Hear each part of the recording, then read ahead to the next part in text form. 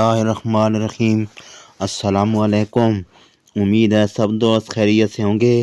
اللہ پاک کرے جہاں رہیں خوش رہیں۔ آج پڑھیں گے حضور صلی اللہ علیہ وسلم پر درود پاک پڑھ لیتے ہیں۔ الصلاۃ والسلام علیک یا سیدی یا رسول اللہ وعلی آلک و اصحابک یا سیدی یا حبیب اللہ۔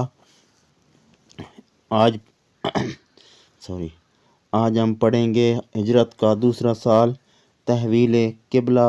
آئندہ ویڈیو میں ہوگی غزوات و سرایا کا آغاز انشاءاللہ تعالی۔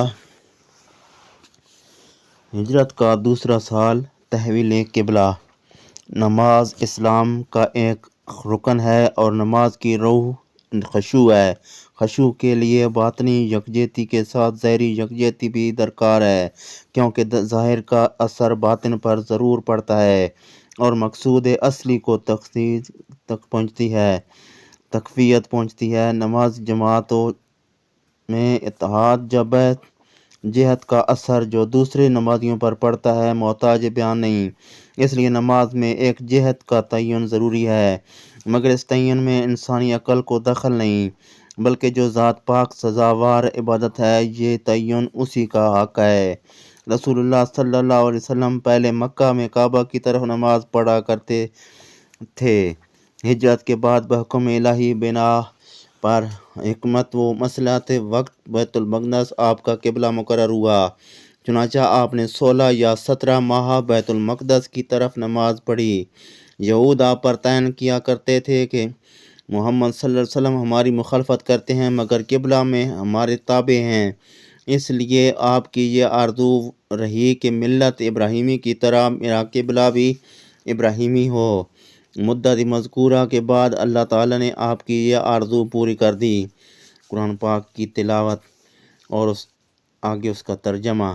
بے شک ہم دیکھتے ہیں کہ تیرے منہ کا پھرنا آسمان کی طرف، پس ضرور ہم پھیریں گے تجھ کو اس قبلہ کی طرف کہ تو اسے پسند کرتا ہے، پس پھیر منہ اپنا اس مسجد حرام کی طرف، اور جس جگہ تم ہوا کرو پس پھیرو منہ اپنے اس کی طرف۔ البقرہ آیت نمبر 144۔ اس طویل کے کیفیت یہ ہے کہ نصف رجب یوم دوشنبہ یا نصف شعبان یوم سہ شنبہ کو حضور انور صلی اللہ علیہ وسلم مسجد بنی سلمہ میں نماز ظہر پڑھا رہے تھے، تیسری رکعت کے رکوع میں تھے کہ وحی الہی سے آپ نے نماز ہی میں کعبہ کی طرف رخ کر لیا اور مقتدیوں نے بھی آپ کا اتباع کیا۔ اس مسجد کو قبلتین کہتے ہیں۔ ایک نمازی جو شامل جماعت تھا عصر کے وقت مسجد بنی حارثہ میں گیا، اس نے دیکھا کہ وہاں انصار نماز عصر بیت المقدس کی طرف پڑھ رہے ہیں۔ اس نے تحویل قبلہ کی خبر دی، وہ لوگ نماز ہی میں کعبہ رخ ہو گئے۔ دوسرے روز قباء میں عین اسی وقت خبر پہنچی جب کہ لوگ فجر کی نماز پڑھ رہے تھے، انہوں نے بھی اسی حال میں اپنا رخ بدل کر کعبہ کی طرف کر لیا۔ تحویل قبلہ یہودیوں پر سخت ناگوار گزرا، وہ اس پر اعتراض کرنے لگے۔ ان کا اعتراض اور اس کا جواب قرآن کریم میں یوں مذکور ہے۔ تلاوت قرآن پاک اور اس کا ترجمہ آگے پڑھا جاتا ہے۔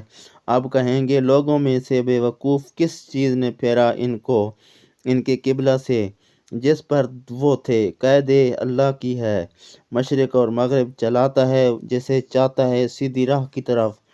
البقرہ آیت نمبر 142۔ آگے پھر قرآن پاک کی آیت اور آگے اس کا ترجمہ ہے۔ البقرہ کی آیت نمبر 17۔